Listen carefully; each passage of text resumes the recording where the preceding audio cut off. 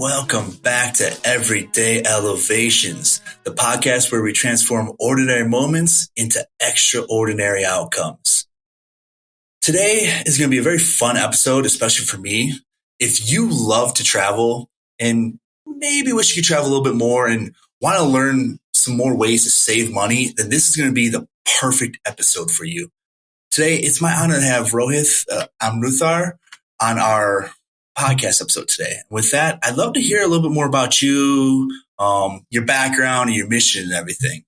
Yeah, absolutely. So thank you so much for having me on. I'm excited to be here and talk all about travel. So a little bit about me. I've kind of been obsessed with travel my whole life. As a kid, I watched my dad kind of travel the world as he had to do so for work. And I kind of wanted to follow in his footsteps, except I actually wanted to be able to enjoy the places that I went instead of worrying about having to do work while I was there. But yeah, so traveling has been something that I've always been passionate about. And since it's something that I've wanted to do and that I'm so passionate about, obviously traveling is not, it costs money, right? But I've also heard that, when I was younger, I was also finding out that there were ways to save lots of money, not only just save money, but like create more luxurious experiences while paying less than what you would have for a crappy experience. So, there was kind of this idea of, okay, let me see how to go down that rabbit hole. I ended up saving a ton of money while, traveling business first class. And yeah, I kind of want to share it with everyone because there's a couple things here. Number one, I think I would love it if people traveled more. I think a lot of people do want to travel more, but I think they feel that it's cost prohibitive. And number two, I think there's also this aspect of, for me at least, I feel like there's this aspect of dignity involved where it's, yes, you can fly on a budget carrier like Spirit, Ryanair for peanuts, but, in a way you're treated like cattle, right? And I don't know, I think people should demand better than that. Oh, yeah, 100% agree. I've flown Ryanair plenty of times. I lived in Europe for multiple years where I used Ryanair the most. I think that might be pretty much where it's at. And Frontier as well. Just they kind of, not only do they nickel and dime you for everything, like it costs more to pay for a bag than it does the flight itself half the time. But then you would have been better off flying with like United or American. 100%. I find it hilarious. Yeah. That's why I don't use them anymore. I fly Southwest, United, and American whenever I can. Sometimes you get forced to based on time constraints. You got to go to different flights, but it is what it is.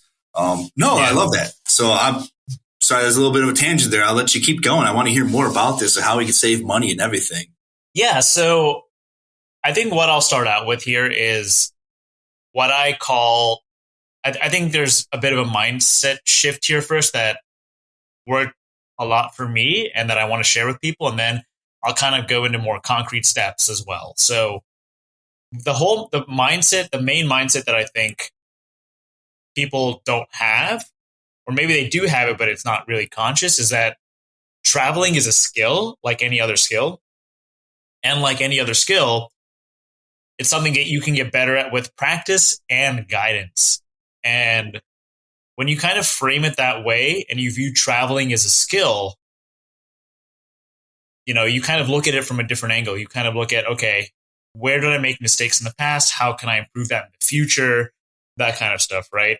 And so that's the starting point that I ask people to go from.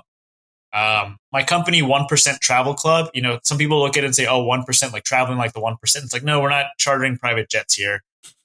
It's more of top 1% in terms of skill set, if you will. So that's where that comes from. Now, looking at traveling as a skill,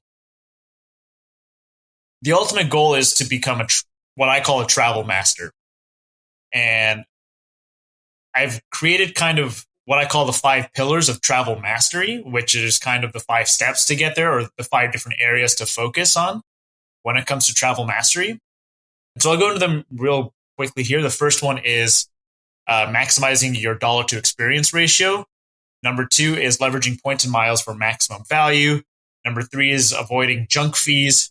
Number 4 is getting compensated for inconvenience. And number 5 is maximizing your return on your experiences. So kind of stop there.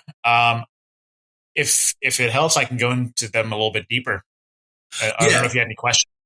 Yeah, I was actually going to have you break those down a little bit more because I'm curious about what each one entails. Yeah, so the first one, maximizing your dollar to experience ratio, it's pretty self-explanatory. It's how can you get as much when you're paying cash? How can you get as much as possible for as little as possible? I know that sounds kind of self-explanatory, but I think the difference that I like to make here is that a lot of people approach this from the angle of being cheap rather than value-based. So going back to our previous example, right? If I find a flight, let's say I'm trying to go from New York to Miami, right?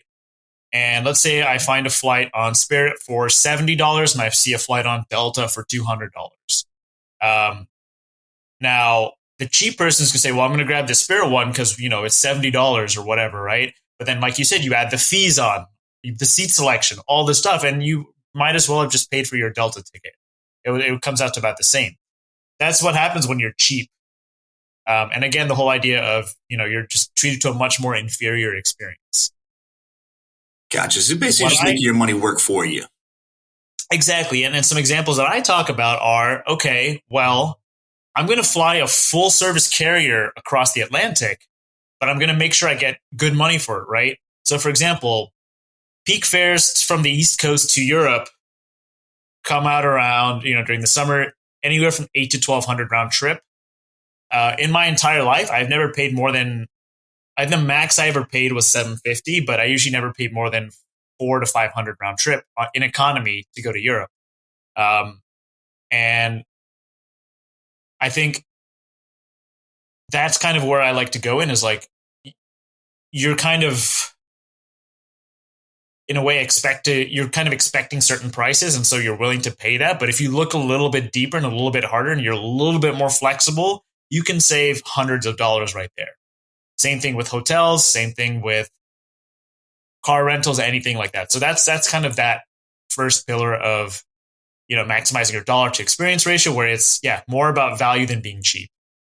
Okay, no, it makes perfect sense. I mean, like you said, it's pretty self-explanatory, but it's always good to have a little bit of expansion on it, just in case anyone had any type of question. Yeah, absolutely. And so the second pillar is leveraging points and miles for maximum value. And so this is where you can save literally tens and thousands of dollars on travel throughout your life. Now, I know there are a lot of people who will say, well, if I wasn't going to spend money for business class anyway, I'm not really saving money. But at the same time, it's like, you're still flying it and you didn't pay full price for it. So in my opinion, you save money, but I'm happy to argue the semantics another time.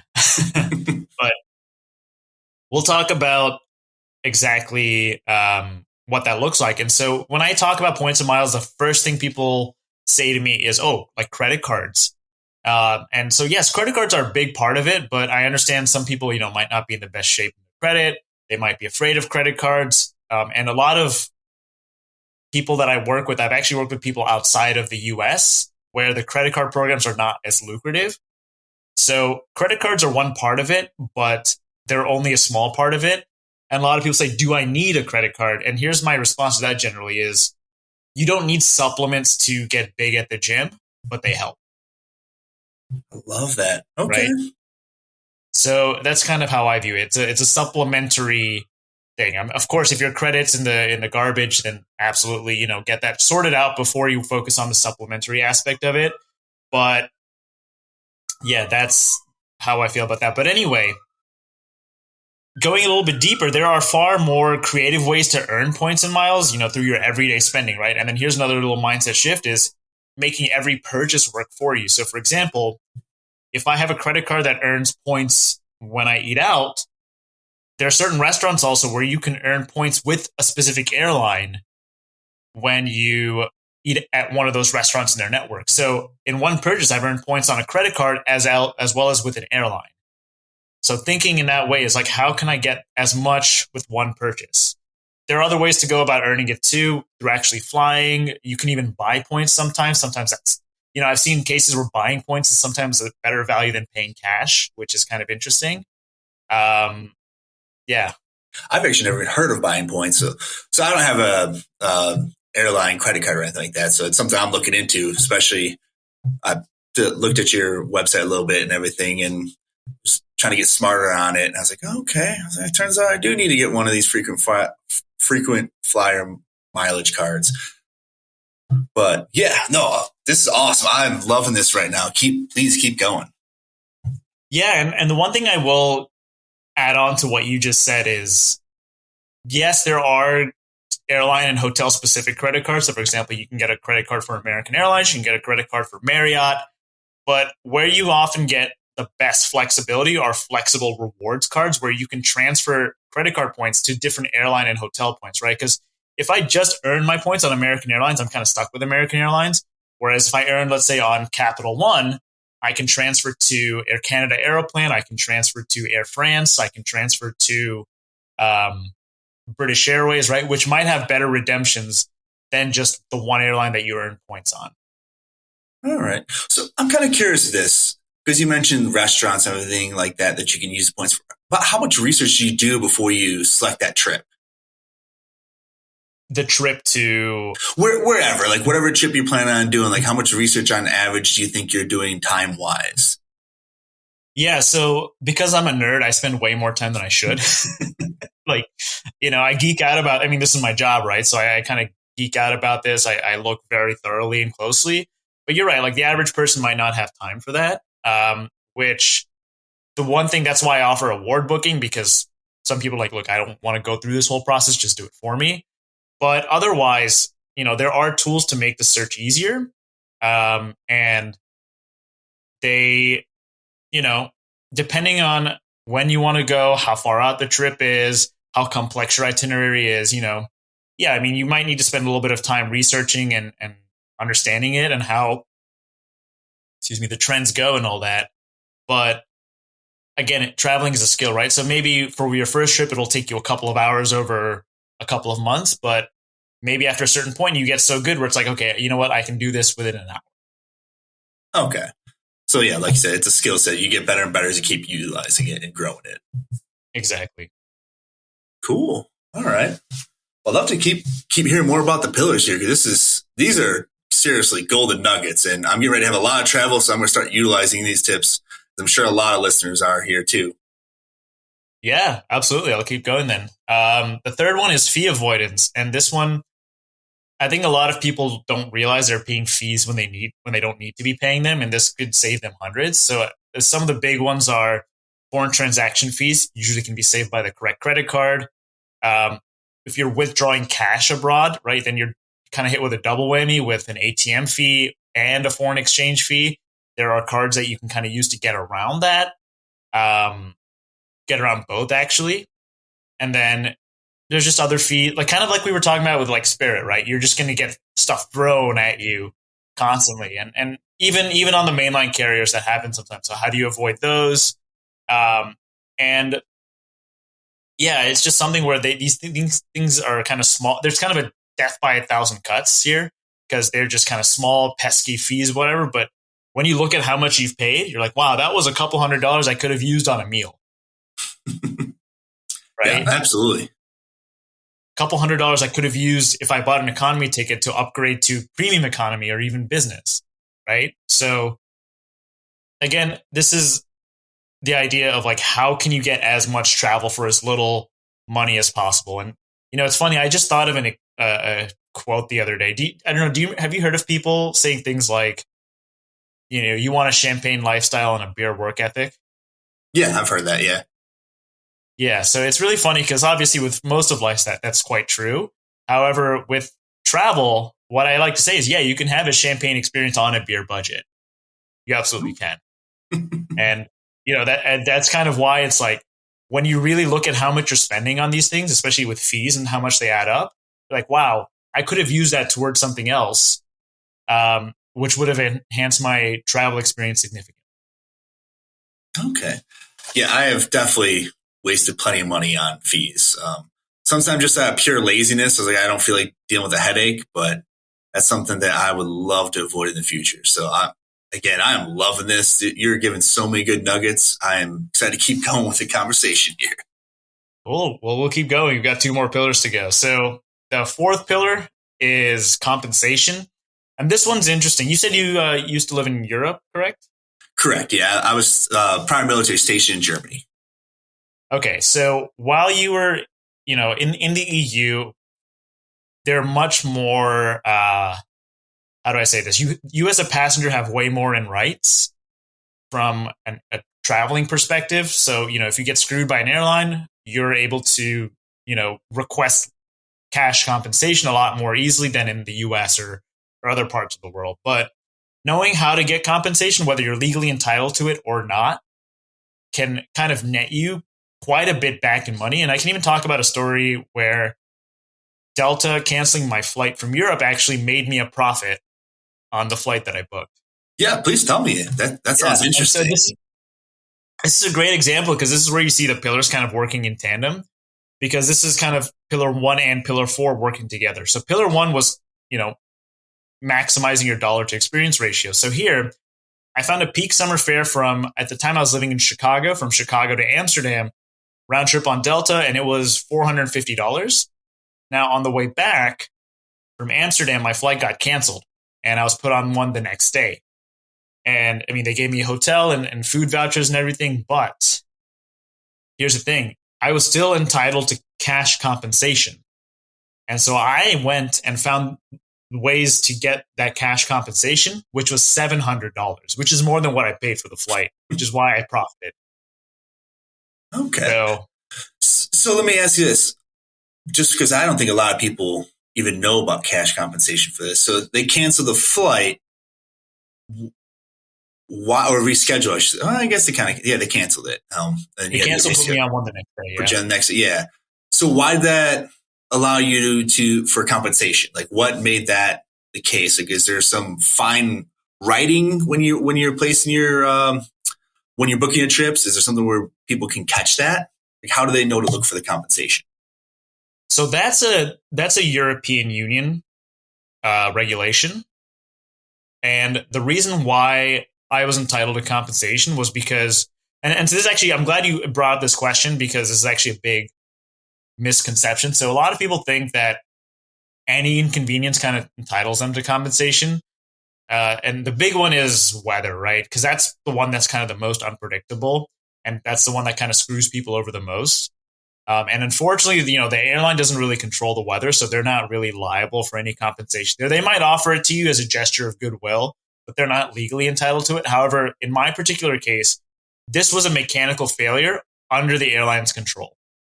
Okay, so that's why you're mechanical failure. It's a mechanical issue, but yeah. So that's why you're allowed compensation. That makes sense. Yeah.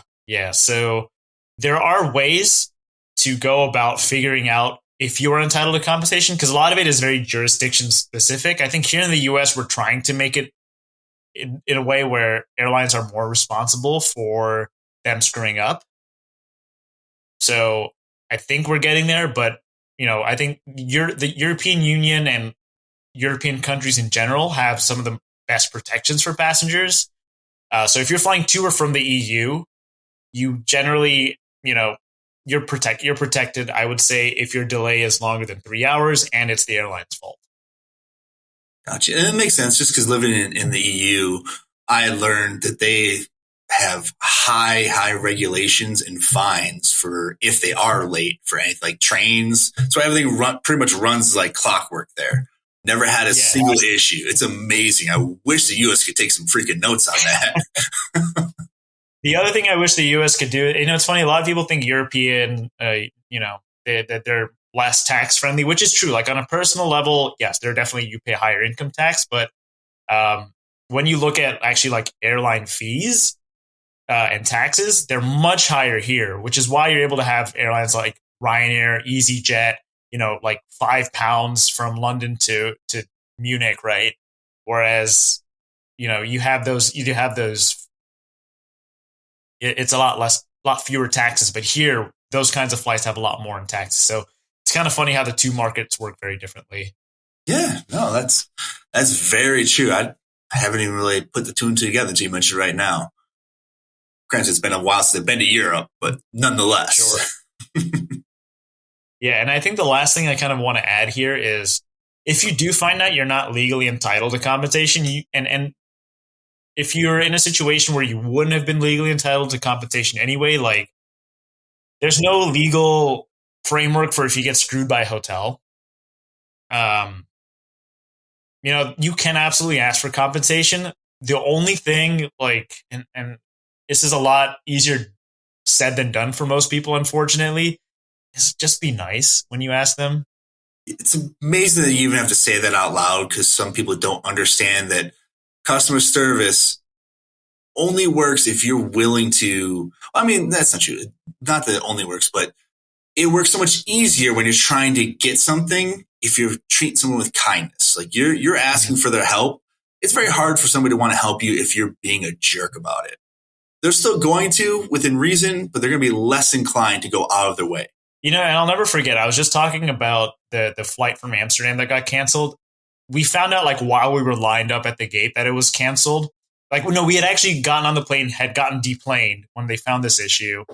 And I will never forget, the announcement was made and some woman, obviously American, went absolutely nuts. Like, you can't do this. You can't cancel my flight. I have to get home. And I just remember, I'm like, what? The rest of us don't have to get home, like that kind of thing. Do you expect this woman the woman at the gate agent? She had nothing to do with the mechanical issue. Yeah, it's funny how some people react to this situation, like don't think about how it affects everybody else as well. Obviously, the person at the gate does not want to give you this bad news because all that does is get people upset. Nobody wants it to happen. They want a smooth flight. But right. I'm of the mindset is I can only control what I control. So in those cases, it's more I can control my emotions. Huge inconvenience, I'm sure, right, getting stuck in Amsterdam an extra day when you're planning on being home. But did the world end? But no. I'm kind of curious with still on the compensation thing, though. It just popped in my head now. I'm trying to think of ways. Are there ways to better research what you can get compensated for? Because I know people just naturally, especially American society, where we want to be compensated for every little inconvenience, whether we're entitled to it or not. Is just something where you would look at maybe the company website, things like that, they'll let you know what the compensation is? Or is more just kind of like a Google search type deal? So I actually use a tool called AirHelp. You can kind of put in all of your details and they'll let you know if you are entitled to compensation. And if you are, they can go pursue the compensation for you, which is actually how I got my compensation from that Amsterdam flight. That said, they will take a cut of it, and it's a pretty significant cut. It was 25%. Which, you know what, though, like 25% of 700, I'm still in the green. So it wasn't that big of a deal. But yeah, just kind of an FYI. But yeah, if you go to the EU, for example, if you're in the EU or you're leaving the EU or traveling on a European airline, you want to go look at the EU regulations. The US DOT also has a list of scenarios where you're able to get compensated. So I would look at government or intergovernmental websites. Okay. Good to know. Sweet. Thank you for clarifying that because there's something that just popped in my head. I was like, man, there's got to be easy ways to kind of research it. Clearly, you figure out a whole business off this stuff. So, yeah, and you know what? Keep coming with the questions because, like, again, I've been doing this for so long. I don't really know what people who haven't gone down this rabbit hole have, are wondering because I'm so deep into it myself. So, yeah, if there's any questions that if anything that I've mentioned so far, please feel free to ask. I'd love to clarify. But yeah, so then the last pillar, this one is maximizing your return on experiences, which it's kind of, there's a few factors involved here, but the main thing is minimizing the amount of headaches. So for example, I even talk about things such as, worrying about your passport, like expiration dates, all of that kind of stuff, right? Getting visas. I work with people, I don't necessarily I'm not the person applying for the visa, but I kind of point them in the right direction. Or show them how to get visas in the future. And also how to avoid scams, especially if you go to like developing countries and you get on a tour and there's some scams that go around. How can you avoid those? And how do you avoid those tours where you just, the like super touristy stuff, instead get more of an authentic experience. Because at the end of the day, we travel for the experience, right? And so we obviously want to maximize that as much as possible. So this is kind of the important thing here, is how do you get that experience that you're looking for? Okay. Can you break it down a little bit more? Like, how does one go about, without giving away all of your secrets, of course, like how does one go about maximizing that experience and making sure they're not going to like the touristy spots unless it's something they really wanted? For me personally, I like to avoid the touristy spots and go to like the hidden gems on a trip.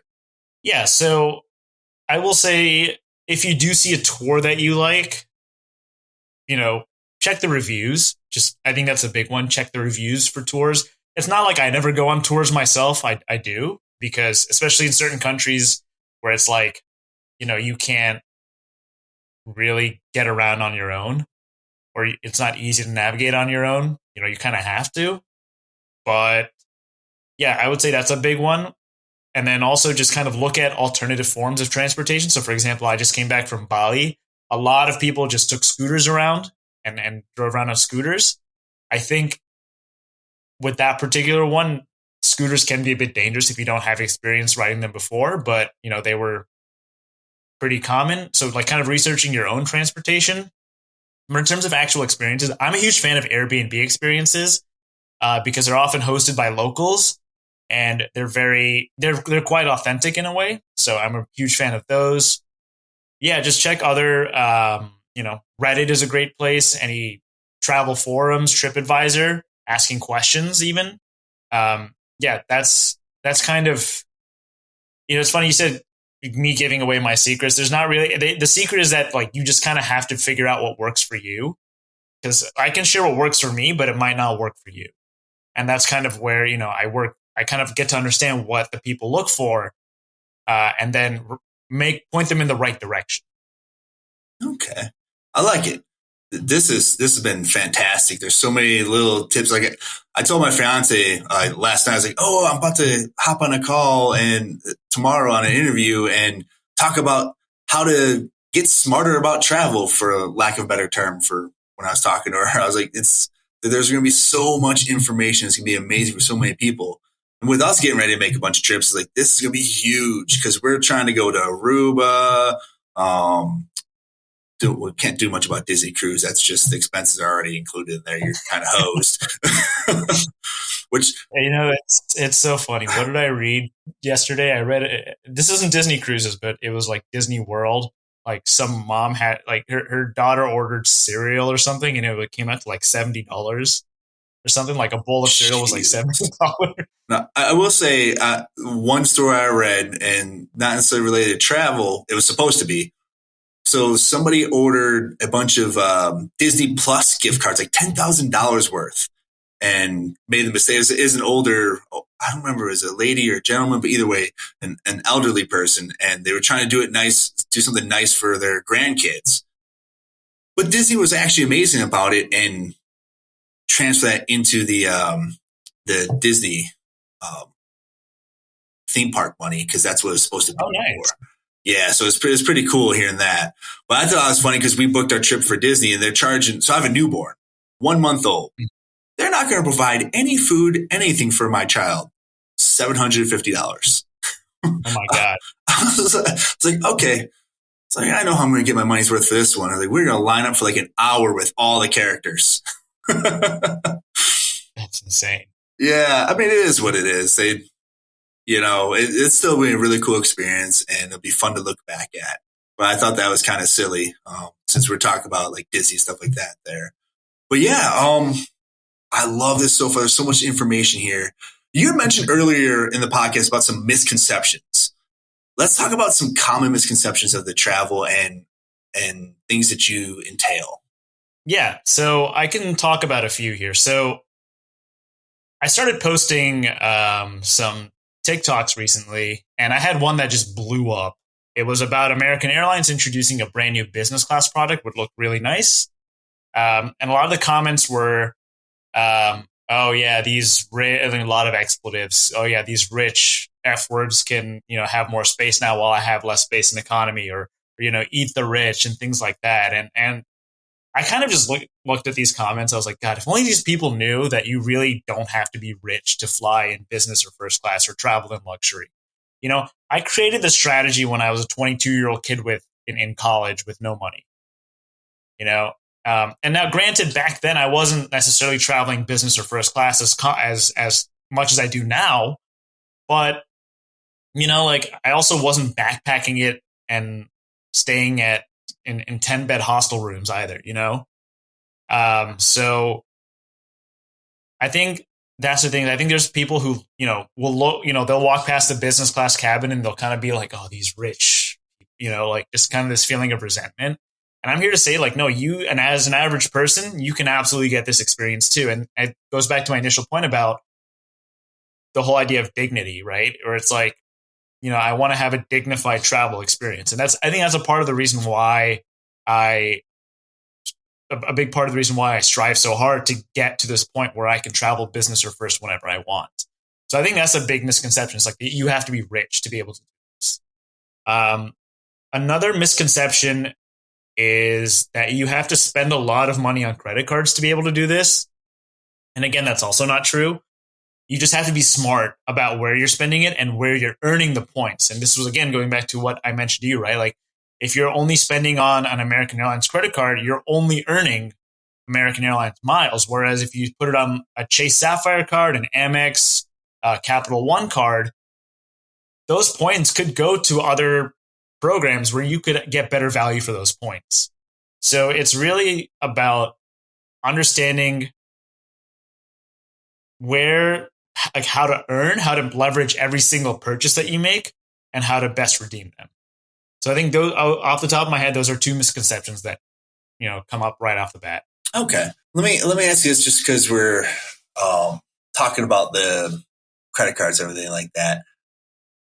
How is someone going to find out that, let's say, you mentioned the restaurant example, right? So you used a card, so it got you points for there. Like, how is it something where they can figure this out pretty easily off the company website, like let's say Chase or whatever, give you a list of like places and areas, or how do they figure that out?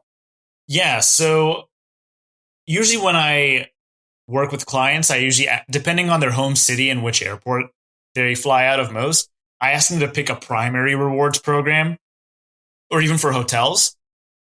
And let's say it's United, right? Let's say you live by United Hub. You actually would go to United to find out where to earn points with their dining program. Now, with the Chase part, let's say you have the Chase Sapphire Reserve, that earns you 3 times the points at all dining establishments, no matter what. So the Chase Sapphire card, that's called a bonus category. So you'd want to first find a card that earns you bonus points at restaurants. So off the top of my head, there's a Chase Sapphire Reserve, there's a Capital One Saver, then Amex Gold, where you can earn bonus points on dining purchases. And then on top of that, you go to a restaurant that's part of United's dining network, and then you earn United points there. Okay. All right. See, that makes more sense to me now. All right. That I was still trying to, in my head, I should have just asked it way sooner. I was like, how does that work? And it's because I don't actually use credit cards. I need to get back to using them again. I was just reckless when I was younger. So I was like, sure. I hear you. A lot of people are, when they're younger. Yeah. I've been there.